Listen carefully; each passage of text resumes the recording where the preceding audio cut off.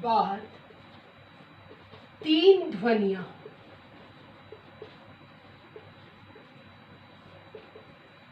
और आती हैं,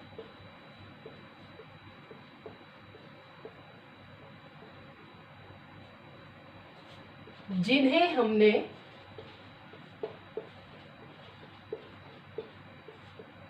आयोगवाह कहा।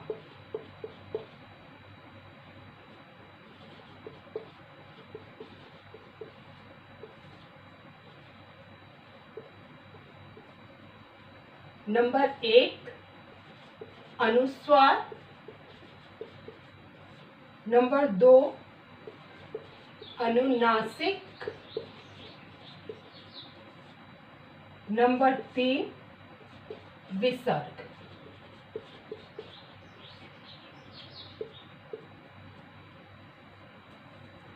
प्लुत्व में हमारी 3 मात्राओं का प्रयोग किया गया था और उसके बाद कहा गया था कि आयोग वहां होते हैं जिनका हिंदी में स्वर में प्रयोग नहीं होता, जिसमें सबसे पहले था अनुस्वार, फिर था अनुनासिक और फिर था विसर्ग। अनुस्वार, इसका चिन्ह ये है, अनुनासिक जिसका चिन्ह ये है, और विसर्ग जिसका चिन्ह इस रूप में प्रयोग किया जाता है।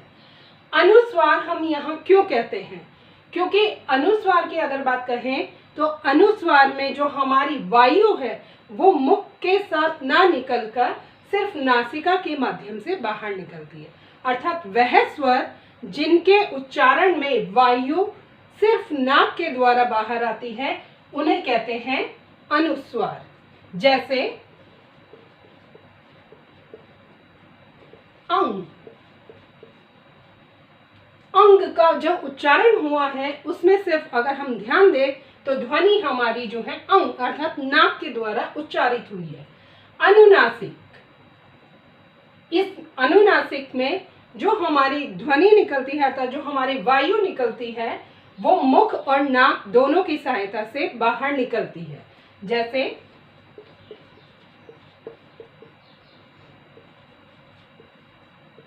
मुंह, चांद। जब हम इनका उच्चारण करते हैं तो पहले जो हमारा स्वर है, ये व्यंजन है, वो हमारे मुख में आता है और उसके बाद उसका जो उच्चारण होता है वो नासिका से बाहर निकलता है। फिर आता है आपका विसर्ग। विसर्ग का उच्चारण हा के रूप में किया जाता है। जैसे प्रातः। जब हम ऐसे शब्दों का, संस्कृत वाले शब्दों का प्रयोग करते हैं तो उसके पीछे होता है ये जो 2 बिंदु होते हैं, ये 2 बिंदु आपके विसर्ग कहलाते हैं और इनका जो उच्चारण किया जाता है वो आ के रूप में किया जाता है। दूसरा है निहि संदेह। दोनों के बीच में जो ये विसर्ग दिखाई दे रहा है ये होता है विसर्ग अर्थात संस्कृत की वह ध्वनि जो हा के रूप में उच्चारित की जाती है। अनुस्वार, अनुनासिक, विसर्ग। अनुस्वार जिनका उच्चारण सिर्फ नासिका से किया जाता है, अनुनासिक जिनका उच्चारण मुख और नासिका दोनों से किया जाता है, और विसर्ग जिसका उच्चारण हा के रूप में अर्थात हा ध्वनि के रूप में इसका उच्चारण किया जाता है और इनका जो रूप देखने के लिए वो मिलता है वो हमें संस्कृत के शब्दों में दिखलाई पड़ता है। ये 3 आपके थे जो ध्वनियों के रूप में आयोग वहां कहलाते हैं। कई बार प्रश्न आता है कि आयोग वहां कौन से हैं, तो उनमें हमें पहचान होनी चाहिए कि आयोग वहां में कौन कौन से हमारे स्वर शामिल हैं। अब आता है कि स्वर हो गया हमारा, मात्राएं हो गई और प्लुत हो गया आपका, आयोग वहां हो गया। अब आता है आपका व्यंजन। व्यंजन, व्यंजन किसे कहते हैं या इनका उच्चारण कहाँ से होता है, कितने हैं, किनकी सहायता से इनका उच्चारण होता है, इस पर चर्चा करते हैं।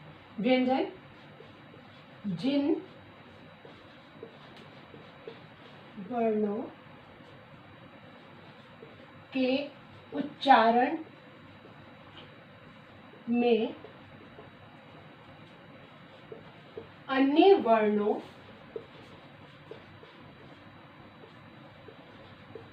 अर्थात स्वरों की सहायता लेनी पड़ती है,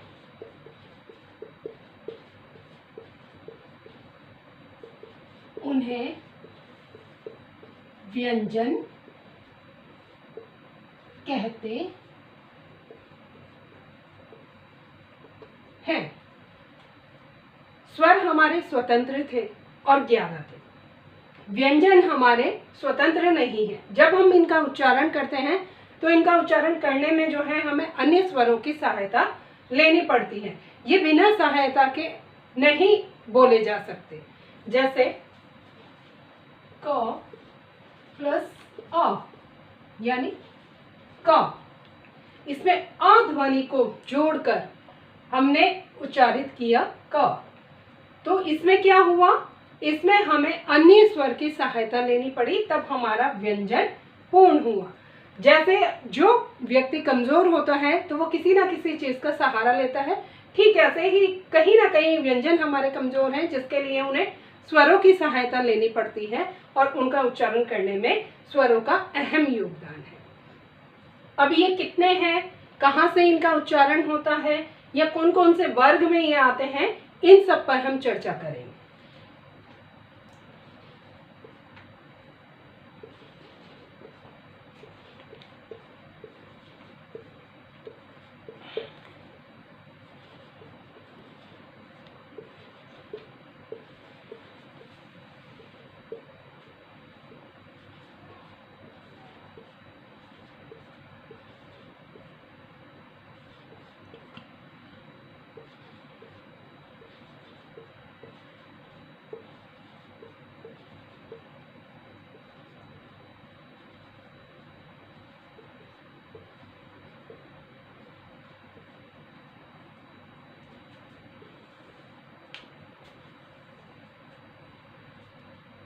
अभी यहां से शुरुआत करते हैं कि हमारे व्यंजन क्या हैं और कैसे हैं।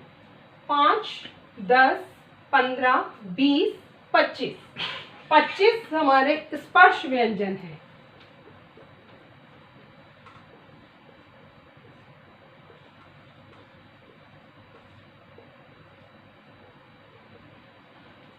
इनको स्पर्श क्यों कहा गया है, क्योंकि जब हम इनका उच्चारण करते हैं तो इनका उच्चारण करने में हमें मुख के किसी न किसी भाग की सहायता लेनी पड़ती है। कहीं पर दांत की, कहीं पर जिह्वा की, कहीं पर होठों की, कहीं पर मूर्धा की, कहीं पर तालव्य की।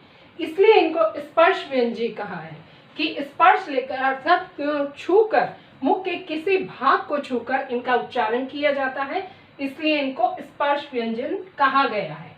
अब बात आती है कि ये कौन से वर्ग में है, क्योंकि प्रश्न आता है कई बार परीक्षाओं में कि गा जो है आपका किस वर्ग का कहलाता है, या आपका नाम किस वर्ग का कहलाता है। तो हम वर्ग से शुरुआत करेंगे कि ये किस वर्ग में रखे जाते हैं। का वर्ग, च वर्ग, ट वर्ग, ता वर्ग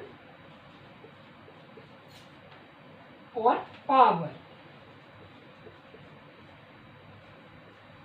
वर्ग इसलिए कहा है क्योंकि इनका अपना एक वर्ग है। हर का अगर हम देखें तो इस तरह से भी और इस तरह से भी अपना एक अलग वर्ग बना हुआ है, इसलिए इनको वर्गों का नाम दिया गया है। जैसे का वर्ग में हमारे कितने 5 हैं, क, ख, ग, घ, ङ। चा वर्ग में भी वही 5 है, च, छ, ज, झ, ञ।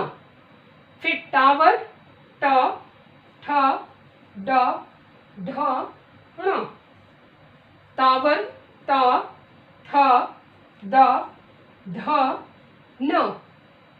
प, फ, ब, भ, म। यानी अगर हर वर्ग की हम बात करें तो हर वर्ग में हमारे 5 वर्ण आ रहे हैं, इसीलिए इनको वर्गों की कैटेगरी में रखा गया है। और इन्हीं में से ही हमारे कई प्रश्न आते हैं कि कौन से वर्ग का तीसरा, चौथा अक्षर या वर्ण कौन सा है। तो जब हमें वर्ग पता होंगे तो हम आसानी से उसको हल कर लेंगे। वर्गों के बाद आता है कि इनको किस दूसरे नाम से किससे जाना जाता है, तो उसमें भी इनकी कैटेगरी दी गई है। अभी हमने इसको वर्ग के आधार पर कहा कि का वर्ग, च वर्ग, टा वर्ग, ता वर्ग और पा वर्ग। अब हम इसको कि मुख के किस भाग से इनका उच्चारण होता है उसके आधार पर स्पष्ट करते हैं। जैसे कंठ्य, तालव्य, मूर्धा, दंत्य, ओष्ठ्य। का वर्ग हमारा कंठ्य कहलाता है, चा वर्ग हमारा तालव्य कहलाता है, टा वर्ग हमारा मूर्धा कहलाता है, ता वर्ग दंत्य कहलाता है और पा वर्ग ओष्ठ्य कहलाता है। कंठीय कैसे? क, ख, ग, घ, ण। जब हमने इनका उच्चारण किया तो जो हमारी ध्वनि है वो यहाँ पर, जो हमारी कंठी हिंदी में देसी भाषा में कहते हैं कंठी, यहाँ पर होती है, तो उसका उच्चारण जो है यहाँ से गले से होता है, इसलिए इसको कंठीय कहा गया है। चा वर्ग में च, छ, ज, झ, य। इसका उच्चारण तालव्य से होता है। दंत के पीछे का भाग जो ऊपर की ओर होता है खुरदुरा, वो होता है आपका तालु। जब हम इसका उच्चारण करते हैं तो जीवा जो है ठीक वहां उस भाग पर टकराती है। फिर है आपका मूर्धा, ट, ठ, ड, ढ, ण। जब हम इनका उच्चारण करते हैं तो हमारी जीवा पीछे की ओर, ऊपर का जो सपाट भाग होता है वहां पर टकराती है और ध्वनि उच्चारित होती है। फिर है हमारा दंती, त, थ, द, ध, न। जब हम ता वर्ग का उच्चारण करते हैं तो हमारी जो जीवा है वो दांतों से टकराती है, दांतों का स्पर्श करती है और तब हमारे व्यंजनों की ध्वनि निकलती है। फिर आता है आपका ओष्ठ वर्ग, जिसमें आपका है प, फ, ब, भ, म। जब हम इनका उच्चारण करते हैं तो हमारे जो दोनों होठ होते हैं वो दोनों आपस में टकराते हैं, अर्थात दोनों होठ जो है हमारे आपस में मिलते हैं और फिर ध्वनि उच्चारित होती है। तो ये क्या हुआ आपका कंठीय, अर्थात क वर्ग, तालव्य, च वर्ग, मूर्धा, टा वर्ग, दंतीय, ता वर्ग, ओष्ठ्य, पा वर्ग। अब बात आती है कि इनका उच्चारण कैसे किया जाता है। जैसे का है, का में हमने यहाँ लिखा है अल्प प्राण, कि जब हम का उच्चारण करते हैं तो उसमें बहुत कम समय लगता है क, और जब हम ख का उच्चारण करते हैं तो उसमें का की अपेक्षा दुगना समय लगता है, जिसलिए उसे कहा जाता है महाप्राण। अल्प प्राण और महाप्राण, प्राण बोलते हैं वायु को, महा यानी अधिक और अल्प यानी कम, जिसमें वायु जो है कम और अधिक मात्रा में निकले वो होते हैं हमारे अल्प प्राण और महाप्राण। तो का हमारा क्या हुआ, ध्वनि निकली, रिपीट करते हैं, क, अल्प, ख, महा, ग, अल्प, घ, महा, और ये हमने अभी छोड़ दिया है। यानी पहला और तीसरा व्यंजन हमारा होगा अल्प प्राण, दूसरा और चौथा व्यंजन हमारा होगा महाप्राण, और सेम प्रक्रिया जो है हमारी इन पांचों वर्गों में चलेगी। इसमें भी यही रहेगा और नीचे के सभी वर्गों में इसी तरह से चलेगा। च, अल, छ, महा, ज, अल, झ, महा।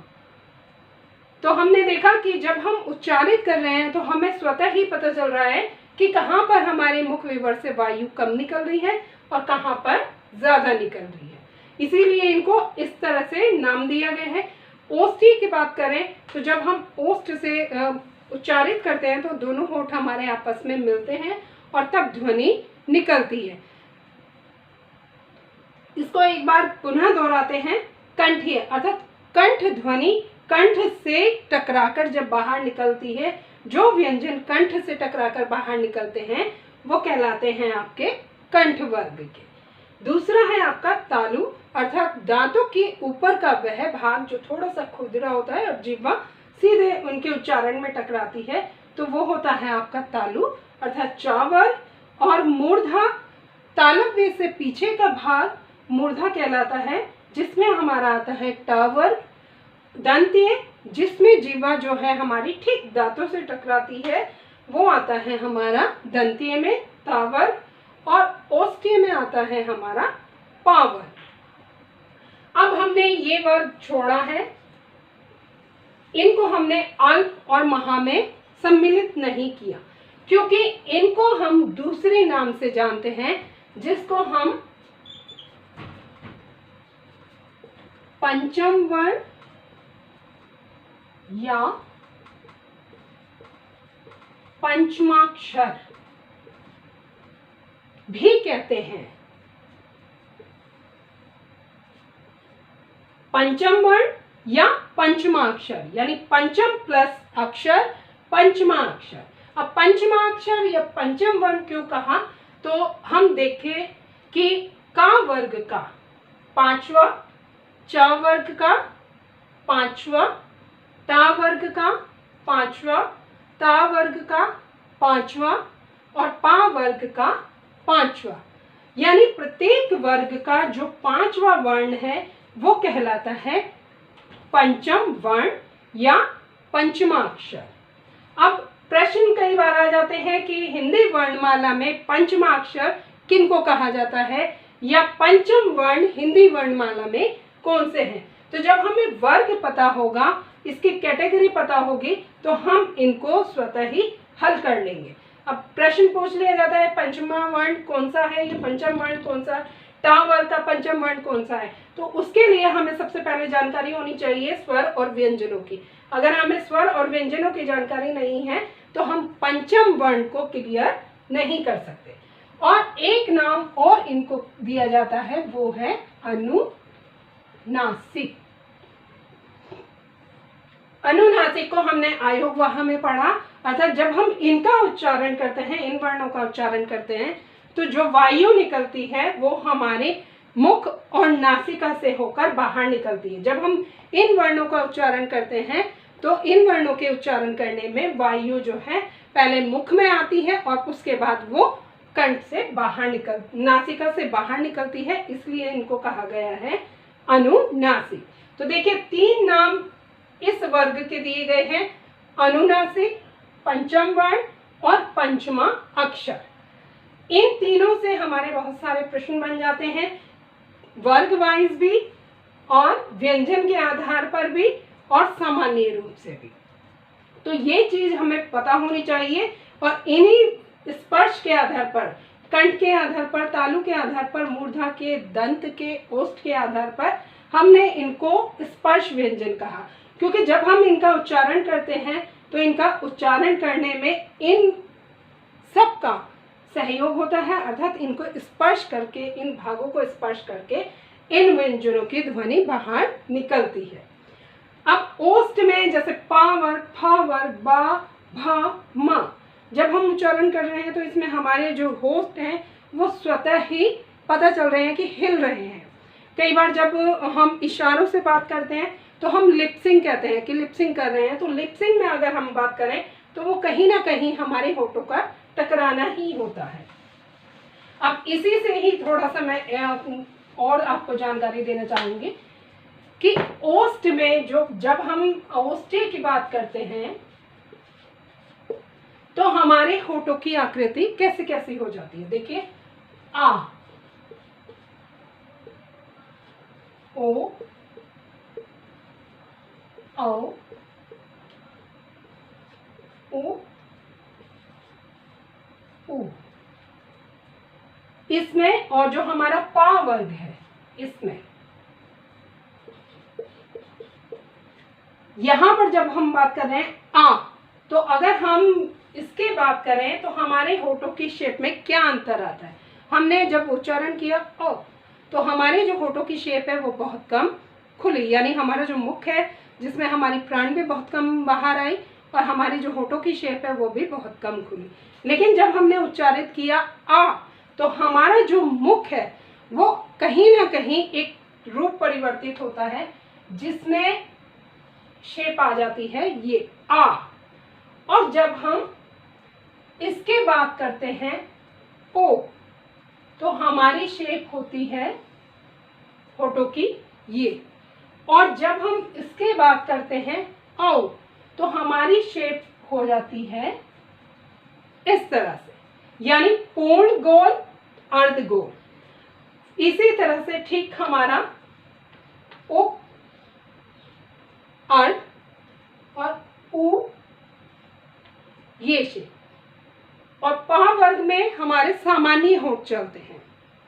तो ये क्या हुआ, ओष्ठ की शेप के आधार पर भी हम इनको पहचान सकते हैं। ऐसे ही ई और ई, जब हम इनका उच्चारण करते हैं तो कहीं ना कहीं हमारे होंठ इस तरह से खिंचते हैं। ई यहाँ पर कम, और जब यहाँ है तो यहाँ पर ज्यादा। कई बार आपने देखा होगा कि जो इंग्लिश प्रोनाउंसिएशन करते हैं तो उनके जो लिपसिंग होती है वो डिफरेंट होती है हिंदी के अपेक्षा। वो कई बार अपने होठों को खींचकर स्वर या व्यंजनों को या अपने शब्दों को बाहर निकालते हैं। तो उसका रीजन यही है कि वो इन सब वर्गों का सही रूप में प्रयोग करते हैं कि जब हमें ई का उच्चारण करना है तो हमारे होठों की शेप जो है वो कम हो रही है, और जब हमने ई का उच्चारण किया तो हमारी शेप जो है पूरी खिंच रही है। जब हमने ओ बोला तो हमारी शेप अर्धगोल हुई, और जब हमने औ बोला तो हमारी शेप कहीं ना कहीं पूर्ण गोल में हुई। तो ये क्या है, ये ओष्ठ के आधार पर है कि हमें ये भी पहचानना जरूरी है कि जब हम इन ओष्ठीय व्यंजनों का उच्चारण करते हैं तो हमारा जो मुख है वो किन किन आकृति में आ जाता है। अभी स्पर्श व्यंजन हुए हैं, उसके बाद हमारे आते हैं 4 अंतस्थ व्यंजन। अंतस्थ व्यंजन य, र, ल, व। ऐसे व्यंजन जिन व्यंजनों के उच्चारण में जिह्वा मुख के किसी भी अंग को पूरी तरह छूकर नहीं निकलती, यानी जो हमारी वायु निकलती है और जिह्वा मुख के किसी भी भाग से टकराती है तो इसमें वह अवरोध नहीं होता, क्योंकि जब इनका उच्चारण हम करते हैं तो ऐसा लगता है कि मानो जिह्वा ने मुख के किसी भी अंग को नहीं छुआ है। य, र, ल, व।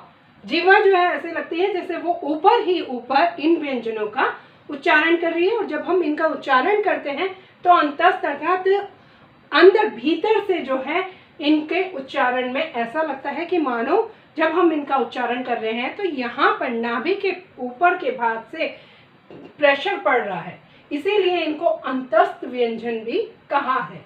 दूसरा है हमारा ऊष्म व्यंजन, श, स, स, ह। इन तीनों का जब हम उच्चारण करते हैं तो इनका उच्चारण लगभग एक जैसा ही लगता है। कई लोग क्या करते हैं, श का स में, सा का श में उच्चारण कर देते हैं, जिससे शब्द जो है कई बार अशुद्ध हो जाते हैं। ऊष्म व्यंजन यानी जो ऊष्मा पैदा करते हैं, आपस में घर्षण करते हैं, गर्मी उत्पन्न करते हैं, उनको हम कहते हैं ऊष्म व्यंजन। परिभाषा के रूप में जिन व्यंजनों के उच्चारण में हवा मुख से रगड़ती हुई बाहर निकलती है, यानी जब हम किसी चीज को आपस में टकराते हैं तो उनमें क्या होता है, घर्षण होता है। घर्षण होता है तो ऊष्मा बनती है। ठीक ऐसे ही जब हम इनका उच्चारण करते हैं तो हमारे अंतस्थ में, हमारे मुख में जो है इसी प्रकार का कहीं ना कहीं ऊष्मा ऊर्जा उत्पन्न होती है। श, श, स, ह। तो इसीलिए इनको जो है ऊष्म व्यंजन कहा गया है। फिर आता है हमारा संयुक्त व्यंजन। संयुक्त व्यंजन छ, त्र, ज, श्र। ये 4 हमारे संयुक्त व्यंजन आते हैं। इन व्यंजनों का जब हम उच्चारण करते हैं तो ये स्वतंत्र रूप से आपस में उच्चारित नहीं होते। इनको उच्चारण करने के लिए हमें अन्य व्यंजन की आवश्यकता होती है, तब इनका उच्चारण किया जाता है। जैसे उदाहरण के रूप में देखें तो क और श दोनों व्यंजनों को मिलाकर जो है हमारा छ बना है। ऐसे ही तो प्लस र दोनों को मिलाकर हमारा त्र बना है। ज प्लस य इन दोनों व्यंजनों को मिलाकर हमारा ज बना है, और श प्लस र दोनों को मिलाकर हमारा श्र बना है, जिसका उच्चारण हम श्रमिक के रूप में भी देखते हैं। संयुक्त व्यंजन हो गए। फिर आता है दो अतिरिक्त व्यंजन जिनको हम उच्छिष्ट व्यंजन के नाम से भी जानते हैं। इनमें थोड़ा सा कंफ्यूजन कई बार आ जाता है, कई बार बच्चे जो है कंफ्यूज हो जाते हैं और दोनों को अलग अलग लिख देते हैं। दो हैं, ये अलग है और ये अलग है, इसीलिए इनको अतिरिक्त कहा है। इनके उच्चारण में भी थोड़ा सा अंतर है और इनको लिखने के ढंग में भी अंतर है। अब पहले हम बात करते हैं इन दोनों की।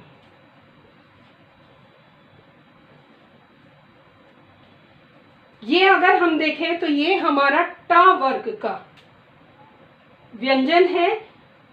ट, ठ, ड, ढ, यानी ये हमारा मूर्धा वर्ग का व्यंजन है और इनका जो उच्चारण होता है वो शुरू में होता है, यानी इनसे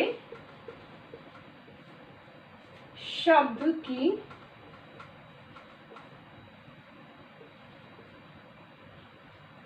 शुरुआत होती है।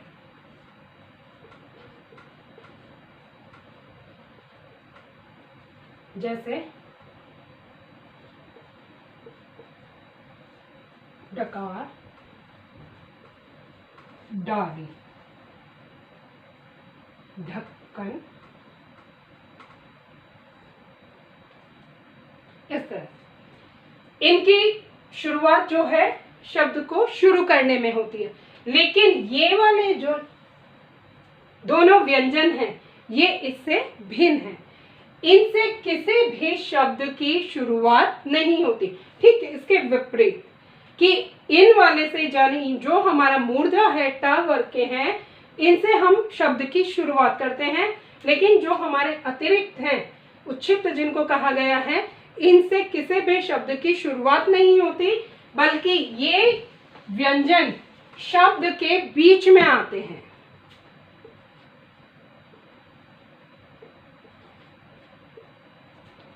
ये दोनों व्यंजन शब्द के बीच में आते हैं।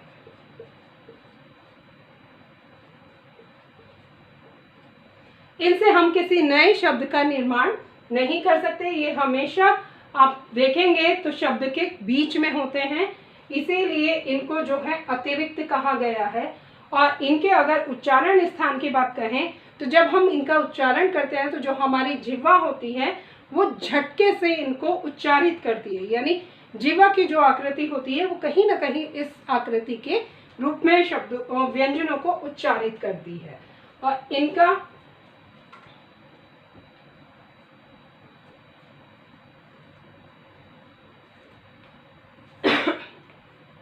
जिह्वा के जो स्थिति होती है वो परिवर्तित हो जाती है और शब्दों के बीच में इनका प्रयोग किया जाता है, शुरुआत में इनका प्रयोग नहीं किया जाता।